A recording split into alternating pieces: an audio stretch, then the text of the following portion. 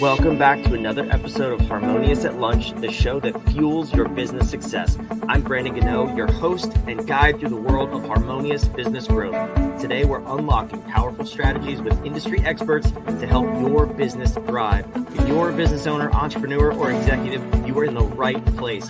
Join me and our incredible guests today on the journey to clarity, growth, and success. It is time to revolutionize your approach to business. Let's dive in with another episode of Harmonious at Lunch. Welcome back into some more bite-sized business advice. In today's episode, we got a good one. 4 elements of a powerful presentation, but the real topic is how to actually get leads and make money from stage and from speaking using your mouth as a business owner. Who doesn't want that, right? I have an amazing guest here who's far more qualified than me to talk about this. And he's amazing so far from what I can tell. So Danny Brassell, welcome to the show and thank you for being here. Thanks so much for having me, Brandon. And thanks for all you do to help spread some joy around the world. We need a lot more of you. I love that. Received loud and clear. Thank you so much. And I'm curious because this is something I hear in the circles of business owners all the time is you need to speak, you need to give presentations. That's how you get leads. That's how you get clients. And not a whole lot of people do it. And of those who do it, even fewer do it really, really well. So tell me, what's your take on this and why is this topic an area of passion for you? Well, I think a well-crafted story is your fastest way to expand your business, to help bring you more freedom and to give you more impact in the world. And when you create a well-crafted story, I mean, I hear people give different terms to what we call these things. I mean, if you were a politician calls it a stump speech. This is a speech you give again and again to introduce yourself to new audiences. In superhero movies, they call it the origin story. I love people like Daniel Pink would call it your purpose-driven speech. It's basically, how do you introduce yourself to the world? This is your fingerprint. This is what makes you uniquely you, and this is the easiest way to capture other people's attention, whether you're speaking one to many or one to few or just one to one, whether you're speaking in a boardroom or a ballroom, a classroom, a courtroom, a showroom. Heck, we even taught a guy, he used his little well-crafted story in the restroom, and hopefully he washed his hands afterwards, but I wouldn't recommend that one. But you can do it live like we're doing now, or you can do it recorded. You can do it virtual like we're doing right now, or you can do it in person. It's something to introduce yourself to new audiences that gets them to want to take the next step with you, whether that's to purchase your product or to donate to your cause or just to invest in your idea. I love it. I have no idea what taking the next step with you from the bathroom would be, but so we're not going to speak to that audience. Hopefully today. It was wipe. Yeah, right. Or wash your hands. The next step is wipe, and then that's it. There is no more steps if you don't do that one. Okay. Outside of that, I love the way you frame that though, and I think it makes it really simple and it's digestible, right? Take the next step. We overcomplicate things in life and business so often. We see the end result, but we fail to see the next step. And it's such a good way to put it. So I've heard this concept from a number of people is telling your story, your unique story. That's the only thing that makes you you. You said it's your fingerprint, which I love that analogy. What is the first step to creating your story? What is your take on creating your own story? Well, I'll go with, and this isn't unique to me. There's lots of people out there pushing different things. A lot of them like to use alliteration. So why don't I use alliteration? Actually, my 7th grade speech coach, Lynn Eskridge, she said that a good presentation has 4 elements. It starts with an introduction, then it leads you into the instruction, and then you have an invitation to your audience to do further work with you, and then you end with inspiration. I had to do something different. So I gave the 4 C's. So first of all, you connect with your audience, and then you teach the content, and then you have a call to action, and then you end with your close. Again, you could call these things peanut butter and jelly, but what I want the audience to understand is anybody can do this. It's a formula. It works. I don't know how to cook at all, but I promise you, if you gave me a recipe on how to cook chocolate chip cookies and I followed that recipe, I'm pretty sure, Brandon, I could come up with some pretty decent chocolate chip cookies. The same can be said with speaking. And, the people I work with, they always a lot of them deal with stage fright and things like that. And I always remind them, every expert started off as an amateur. The way you become the expert is through the reps. The first time you did this podcast, I guarantee you it stunk. And then the second time you did it, it stunk, but it stunk a little bit less than the first time you did it. Now you're an old pro and this is no problem for you, but it took the reps. And that's what I'm always emphasizing with our clients. You need to do the reps. And you do. One of my mentors was Jim Rohn, and Jim used to say, you can't pay other people to do your push-ups. You got to do the work. Yeah. I mean, unfortunately, it took me 273 episodes that stunk. And this one, I got it right. So like, yeah, there you go. For your sake, I cracked the code finally. But it's funny that you say that, because I always tell people that, and I don't, it doesn't embarrass me at all. I've never gone back to look at the episodes. I just know for a fact they're terrible, the first 25 of them. But I always tell people that. And then the other thing I follow that up with is I say, that's why I did the podcast, because I knew I was going to be in a role where I was speaking to business owners. I was going to be asked to speak from stage on other podcasts. And I said, well, if I don't figure this out, I don't want those to be bad. So I need to put on my own show where it can be bad and I can be less embarrassed about it at first. And that's exactly where the show came from. So it's just a little funny moment that you brought that up. And I love that you acknowledge that for people. So I'm curious, between the 4 C's, crafting a good presentation, and then actually converting that into clients, leads, sales, revenue, whatever it is for you, donations, investments, whatever it could be for somebody. How do we connect those dots, and how do we get really good at delivering presentations so that people actually want to, when we get to the 3rd C, that they actually want to give us their money or their investment? All right. I'll let you and your audience in on a little secret right now. Hit me. I love secrets. Stop selling, start serving. Oh, one of my mentors was a guy named Zig Ziglar, and Zig used to say, you can get anything you want in life by helping other people get what they want. I see so many of these presentations where the person is teasing you with an answer. They keep on talking about the pain, but they don't give you a solution. I mean, I already know the problem. That's why I came to watch you. I think you have a responsibility to your audience to provide at least one short-term solution that shows them that they can do this. And then I think you should also, a well-crafted story also presents a long-term solution that says, it convinces the audience, well, you can do this, but you need me to help because I'm a couple of steps ahead of you. And as in terms, we already talked about, it's the reps. I brag about, I do these well-crafted story 2-day workshops with my partner in arms, Coach Jimmy Hayes Nelson. And I call us the professor and the poet because I have an educational background. He comes from Broadway. And, while he loves to do everything based on feeling, I like to do everything based on research. I think if you want an opinion, talk to your uncle. If you want research, come to me. We're going to do things that actually have been proven to work. I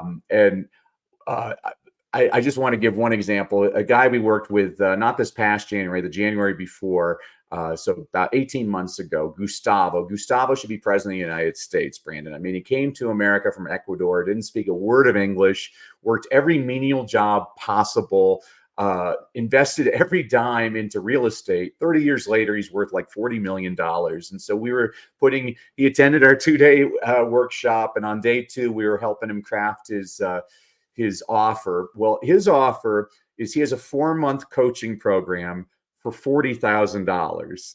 Now, Brandon, I craft a lot of offers. That's a pretty high ask, but I told him, hey, you got to do the work. I mean, you got to get out there and speak. I mean, go out and speak to elementary schools, to service clubs, to chambers of commerce, go on Facebook Live, if nothing else. And he said, well, I'm going on a podcast tonight. I'm like, here's my phone number, Gustavo. You got to call me tomorrow and tell me how it went.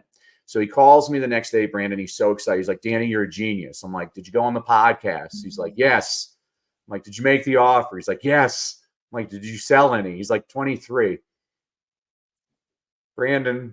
23? Brandon, my background's reading, not math. But if I'm doing my math properly, he made $920,000 that night on an offer we had crafted that afternoon. I mean, I need to start charging a commission on these things. And since then, he and I are still in touch because I'm a coach that's always on your back because I want you to succeed. And he's made 8 figures off of that one speech that we created. And what I love about talking about Gustavo is it's kind of like what you were talking about you with your podcast, Brandon. He got he got comfortable being uncomfortable. He did something he didn't think he was going to be good at. He just did it. That's how you do it. You do it and you get in the reps. And so kudos to you. Kudos to Gustavo. The people that succeed in this world are the people that go out and take action. So I just love people. I never thought I was going to like coaching because I used to be a teacher and I have very high standards of my students and I stay on them all the time. And I'm still the same. I called at least 10 of my coaching clients today, just checking in. I'm like, hey, how many speeches have you given? How much are you making? What can I do to help you? Because it's about success to me. I don't like these charlatans that, I'm a little bit different than a lot of coaches. A lot of these guys will sit there and tell you, oh, share with your audience the saddest moment of your life. I'm like, really? The world just survived a global pandemic. I think we need some more hopeful stories, not these sad stories. Second of all, this is a talk that you had to give again and again. So I have a friend, his daughter was killed in a school shooting. Brandon, he's delivered that speech over 1,000 times. You got to be a lot stronger than me to talk about the worst day of your life over and over again. And third, and this is what makes people angry with me, I have one objective when I'm on a stage. I want you to leave feeling better than you came in. I want you laughing, smiling, happy. I can tell the same joke again and again, and there's something admirable about my objective of getting you to smile. I believe these people that tell you the same sad story again and again, by the 20th time they're telling that story, those are now crocodile tears, and now you're being manipulative. And I, for one, don't want to have to take a shower every time I get off stage. And I'm not saying it's not an effective sales strategy. It's very effective, but I just hate the tactic. And that's why I work with Jimmy. I said, you know what? I won't work with people and tell them to give sob stories. I just think it's very manipulative. And I obviously there's some exceptions. If I'm an American, I want the happy ending. So if you start off in bad shape, as long as you give me the happy ending, I'm all right with that. But these people that just it's like the Karate Kid technique. They sweep the leg. They keep on making it hurt and hurt and hurt. But you got to show people that you have the antidote. Oh man, we could go down like 7 different rabbit holes on this, and I'm quite sure we could talk about this for days at this point because I have seen those things. I've seen them in person. I've seen them from behind the stage in some scenarios. And I remember where we and my business partner met. Actually, it was I guess a type of a mastermind or a program, literally training you how to speak. And these were some of the things they told you to do using, this is why I'm laughing, the Karate Kid as the example. They would play clips from the movie and say those exact words that you just said. I don't know, Danny, were you in that club too before I was and you got out too? Yeah, well, I've been around those and I don't name them, but they're just swarmy people. And actually, you know what? I watch 10 speakers a day. I used to be addicted. I'd even go to infomercials. And there's this one guy I watched and he had his hair slicked back, his Pat Riley suit. And he said, there are 2 types of people in this world: good, hardworking people and rich people. I'm like, oh gosh, geez. So bad. Oh, well. Oh man. Anyway, well, I love your style. I love what you're all about. And I think that's true. We should, I think if more people wanted that, if they wanted to make more people laugh and feel joy when they encounter them, sales would be probably a whole lot easier because you didn't manipulate their emotions, and there'd be very little buyer's remorse, and B, the world would be a happier place. So let's all strive for that. I'm on Danny's team this time. Thank you. Well, I used to be a kindergarten teacher, and I used to tell the kids, I'm like, kids, you have the rest of your lives to be miserable. This year we're laughing, I want us happy. I have friends that we played high school football together, and they still talk about when we played high school football. And I'm like, you know what? The windshield's a lot bigger than the rear view mirror. Let's look forward and let's keep it positive. Absolutely. You know what? That's a good tactic, though. Imagine if you were a kindergarten teacher and your objective was to make your audience cry, to move them, or to get them to listen to you. I mean, it's not a very good teacher, is it? It's pretty depressing. That's a bad way to start off all of your schooling. Pretty bad. So, Danny, I love your outlook. I love that you're sharing this methodology with us. We could explore this. Really, this would take hours longer. You do workshops on this, so obviously it takes longer than that. Where can somebody go if they want to take this next step? They realize that, okay, it is going to take me speaking to people in public, from stages, on podcasts, wherever. to actually grow my business, where can they learn more about you and about your methodology? Thank you for that, Brandon. Well, so thank you to you and your audience for enduring with me for 20 minutes. I want to give everybody a blueprint on how to craft their well-crafted story. So if you go to freestoryguide.com, again, freestoryguide.com, we're going to provide you a blueprint on how to create your well-crafted story. I believe on the webpage, Jimmy created the webpage. I believe he has a way of contacting us after that. But again, whether you do business with us or not, and this is what I always tell clients, I still have a responsibility to help you. And so this blueprint will help you at least create your basic structure to a well-crafted speech. And I just really, again, Brandon, want to thank you and commend you for all that you do. And thanks for taking the leap. Most people talk. I like the people that walk. Well, we're talking to an audience of those people for sure. And I'm curious, I want to ask you a follow-up question on your freestoryguide.com. So real quick, if you're watching or listening, it's on the screen, also watching or listening, wherever you are, it's in the show notes down below. So you can go take action. You can walk the walk, like Danny said. For those people who do want to walk the walk, once they do that, what would be the very next step? What is the actionable step where they can, using your words, see the quick results, the fruits of their labor, if you will? Is it do a Facebook Live? Is it go on a podcast? What would you say would get them that quick win? Well, they should attend our workshop. I'll pitch that for sure. It's Let's a 2-day do it. I workshop. love it. But what we do is we put you on a call with our sales team to qualify, to make sure. Another thing that I don't work with people that are broke. I don't like that. I see people have no problem taking people's social security checks. And I'm like, that's just not what we're about. We're about helping people, and I started off as a struggling entrepreneur, and the blueprint that I'm giving you for free, that will help you succeed. And if you want to take the next step, you can make the investment in our 2-day seminar. But I'm not going to work with a person that this is your last time. I'm working with people that they want to polish themselves. And I mean, I always ask people, well, what's one client worth to you? Because our workshop costs less than one client's going to provide you for the rest of your life. And usually, I was just working with an insurance agent 2 days ago, and he was amazed. He's like, my gosh, I got 7 people just today. And I always tell people your results may vary, but again, he went out and did the work. He did the work, and he actually made the presentation. He didn't even do a great job with his presentation. And he sold 7 people. He couldn't believe it. He was like, my gosh, this is great. But again, this is no magic bean. You got to do the work. And that's why I'm a big believer in, you got to have coaches to help. I hired a marketing coach because I needed somebody to help me with marketing. You look at Tiger Woods, greatest golfer in the world. He has a driving coach. He has a short game coach. He has a putting coach. Maybe he should have hired a relationship coach, but he knows the value of coaches. Absolutely. Yeah. Coaches in all of the areas are important. Let's just Tiger Woods. Let's highlight that real quick. Yeah. Danny, I love it. Thanks for coming on. This was a fabulous conversation.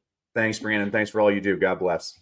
And for those of you watching and listening, the links are down below. You can go take action if you want. If not, you can stay stuck, but you can at least listen to tomorrow's episode. But take the action of at the very least, please subscribe, please. We'll see you tomorrow if you subscribe on the next episode of Harmonious at Lunch, where our whole goal is to help you build a more harmonious business and life 5 days a week. We'll see you there. Thanks for listening.